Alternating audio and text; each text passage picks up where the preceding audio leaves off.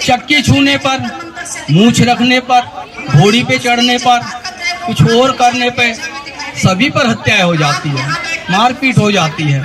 तो ये व्यवस्था का सवाल है और ये मनुवादी व्यवस्था जब तक यहाँ बनी रहेगी देश में, ये चलता रहेगा। बाबा साहब ने 100 साल पहले एक महाट सत्याग्रह किया था, पानी के लिए ही किया था, और आज 100 साल बाद भी हम उसी चीज के लिए लड़ रहे हैं। ये कौन सी आजादी है? 75 साल में क्या हुआ है? नाम के आगे तो आपके माँ बाप ने लगा दिया, लेकिन अपने आगे वाली संतानों के आगे तो मत लगाइए इसको। इससे ही तो जातियां बनती चली जाती है। अगर आप इसको वास्तव में चाहते हैं कि जातियां समाप्त हो, तो आप ये जाति सूचक शब्द जो है इसको जो है ना कि आपको अपने नाम के साथ मत ढोइए। जो दलित वर्ग है उससे वंचित किया जाए, महिलाओं को वंचित किया जाओ, ऐसी व्यवस्था हम चलने नहीं देंगे और ना ही हम इसको सहन करने वाले हैं। जो वैज्ञानिक सोच ना होकर ये सारा का सारा जो मनुवादी सोच, पाखंड, अंधविश्वास से भरा हुआ समाज तैयार कर दिया। एक तरह से जाहिलों की भीड़ इकट्ठी कर दी इन्होंने जो है, क्योंकि ज्ञान ना लेने दिया ना देने दिया, सबको जो है ना गुमराह करके रख दिया।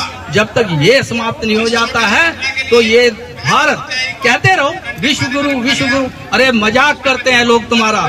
चाहे यूपी में योगी की सरकार हो और चाहे केंद्र में मोदी की सरकार हो, इस तरह की ये घटनाएं मनुवादी जो सोच वाले सरकार में बैठे हैं, ये घटनाएं घटेंगी। जो जालोर में राजस्थान के जो हुआ है ये घटना जो है, ये एक पहली घटना नहीं है और ना ही ये अंतिम होगी। इस बात को आप समझ लीजिएगा, क्योंकि व्यवस्था का सवाल है। यहाँ तो जो है चक्की छूने पर, मूछ रखने पर, घोड़ी पे चढ़ने पर, कुछ और करने पे सभी पर हत्याएं हो जाती है, मारपीट हो जाती है। तो ये व्यवस्था का सवाल है और ये मनुवादी व्यवस्था जब तक यहाँ बनी रहेगी देश में, ये चलता रहेगा। इसमें एक बात मैं आपको कर देता हूँ क्लियर कि कुछ फर्क तो प्राकृतिक है, जैसे काला और गोरा प्रकृति ने बना दिया, जिसको बना दिया वैसा आ गया। महिला बनाया, पुरुष बनाया, प्रकृति की तरफ से आया। लेकिन जाति तो जो है ना कि मानव निर्मित है। यहाँ तो इंसानों ने बना दिया इसको, और वो भी भारत में। और कहीं जाति का ऐसा स्वरूप आपको नहीं मिलता, ये सिर्फ भारत में ही मिलता है। क्यों?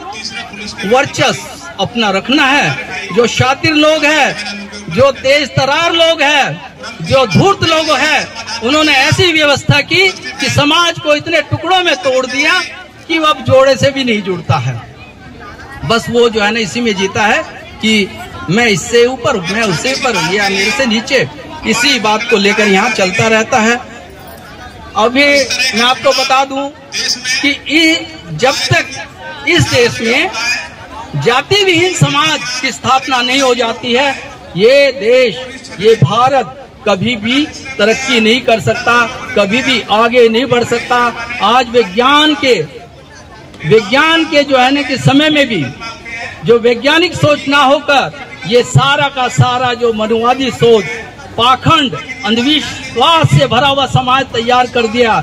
एक तरह से जाहिलों की भीड़ इकट्ठी कर दी इन्होंने जो है, क्योंकि ज्ञान ना लेने दिया ना देने दिया, सबको जो है ना गुमराह करके रख दिया। जब तक ये समाप्त नहीं हो जाता है तो ये भारत, कहते रहो विश्व गुरु विश्व गुरु, अरे मजाक करते हैं लोग तुम्हारा। हंसते हैं वहाँ पर लोग जो है दूसरे देशों में कि तुम्हारा ये देखो ये कैसा देश है जहाँ पर पता नहीं क्या क्या पाखंड को धोते रहते हैं। महात्मा फुले, गाडगे महाराज, साहू जी महाराज, गुरु नानक, नारायण गुरु और डॉक्टर बी आर अम्बेडकर ने अथक प्रयास किया कि ये समाज जो है एक समतामूलक समाज बने, जाति विहीन समाज बने, और उन्होंने संघर्ष किया और वो संघर्ष बराबर हमको लगातार रखना। और मेरा अपने एक स्पष्ट शब्दों में मैं कहता हूँ कि जो हमारा बुद्धिजीवी वर्ग है, जो हमारा प्रगतिशील जो वर्ग है, हमारा समाज है, कम से कम वो अपने जाति को ना ढोए। अपने नाम के साथ जो है ना ये जाति ढोने का जो है ना, ये भी खत्म किया जाए। आपके नाम के आगे तो आपके माँ बाप ने लगा दिया, लेकिन अपने आगे वाली संतानों के आगे तो मत लगाइए इसको। इससे ही तो जातियां बनती चली जाती है।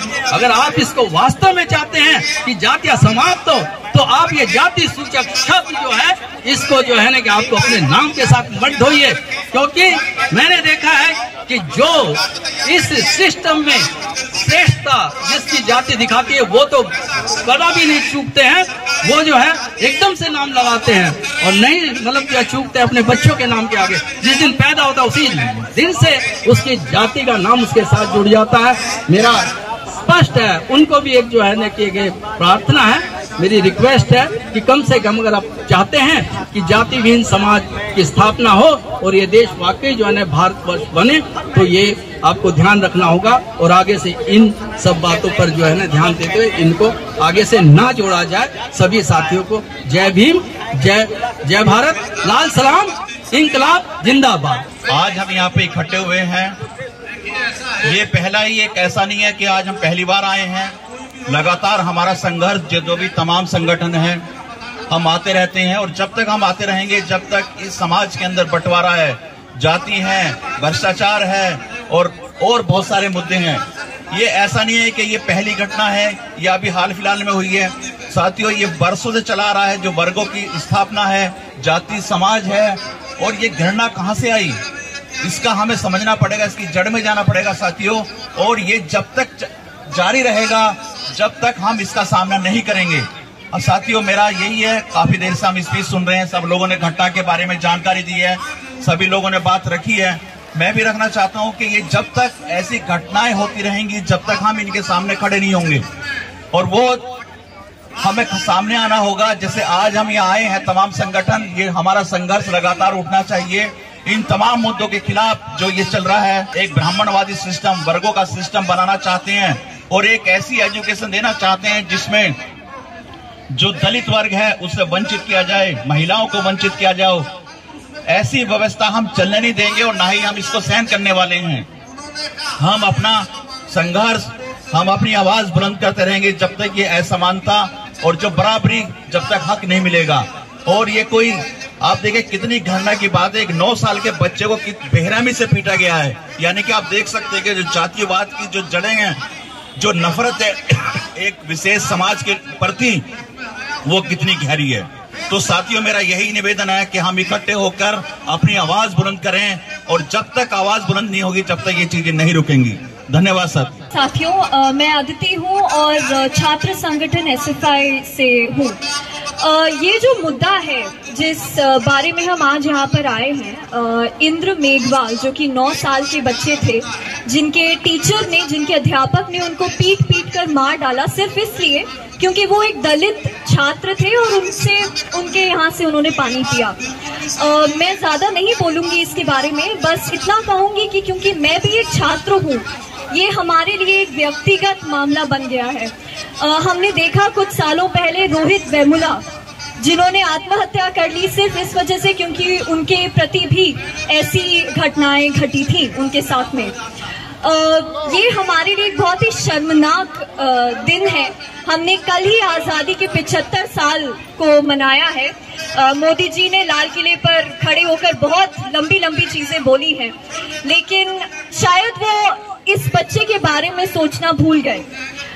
शायद जितने भी लोग आप देख रहे हैं वहां पर हमारे पीछे कोई ऊंची जाति के किसी व्यक्ति के सपोर्ट में कुछ बातें कर रहे हैं। ये बहुत हमारे लिए एज ए स्टूडेंट, एक छात्र के हिसाब से बहुत डरावनी भी एक चीज है कि जैसे कि हम देखते हैं शिक्षा नीति, जो नई शिक्षा नीति है उसमें क्या किया जा रहा है, उसमें जिसको प्राइवेटाइजेशन, ताकि जो दलित छात्र हैं वो एजुकेशन, वो शिक्षा को ना ले पाए। इसी को ध्यान में रखते हुए साथियों, यही कहना है कि हमें अगली बार ऐसी चीज के लिए ना आना पड़े, उसके लिए हमें साथ में रहकर, साथ में एक साथ चलकर पूरे ही देश में इस संदेश को पहुंचाना है कि हम जातिवाद में विश्वास नहीं रखते हैं, हम मनुवाद में विश्वास नहीं रखते हैं। डॉक्टर अंबेडकर बाबा साहब ने 100 साल पहले एक महाट सत्याग्रह किया था, पानी के लिए ही किया था। और आज 100 साल बाद भी हम उसी चीज के लिए लड़ रहे हैं। ये कौन सी आजादी है? 75 साल में क्या हुआ है? इन्हीं सवालों के साथ में मैं अपनी बात खत्म करना चाहती हूँ। एंड लाल सलाम साथी के माध्यम से सभी वक्ताओं ने जो राजस्थान में घटना हुई है, इस शर्मनाक घटना के ऊपर हम लोगों ने अपना विरोध यहाँ जाहिर किया है। इस तरह की घटनाएं देश के कोनों में, अलग अलग कोनों में भी रोजाना होती हैं, जो प्रकाश में नहीं आती हैं, ये प्रकाश में आ गई है। तो साथियों, आज जो मनुवादी सरकारें, चाहे यूपी में योगी की सरकार हो और चाहे केंद्र में मोदी की सरकार हो, इस तरह की ये घटनाएं मनुवादी जो सोच वाले सरकार में बैठे हैं, ये घटनाएं घटेंगी। इन घटनाओं के खिलाफ हमें अपनी एकजुटता को बराबर मजबूत करके लड़ने की जरूरत है और अपने संगठन को मजबूत बना करके इन घटनाओं के खिलाफ अपने इंसाफ के लिए हमें अपनी लड़ाई लड़नी चाहिए। आप सबको आज इस धरने के माध्यम से जो आपने सबने अपना योगदान दिया है, सबको धन्यवाद देते हुए आज के इस धरने की समाप्ति घोषणा करते हैं। इनकलाब जिंदाबाद। नेशनल दस्तक की आपसे गुजारिश है कि अगर इसको बचाना चाहते हैं तो नेशनल दस्तक को सब्सक्राइब करने के लिए रेड कलर के सब्सक्राइब बटन को दबाएं, फिर बेल आइकन की घंटी दबाएं। नेशनल दस्तक को बचाने के लिए बहुत जरूरी है कि हर खबर को शेयर करें, लाइक करें, कमेंट जरूर करें।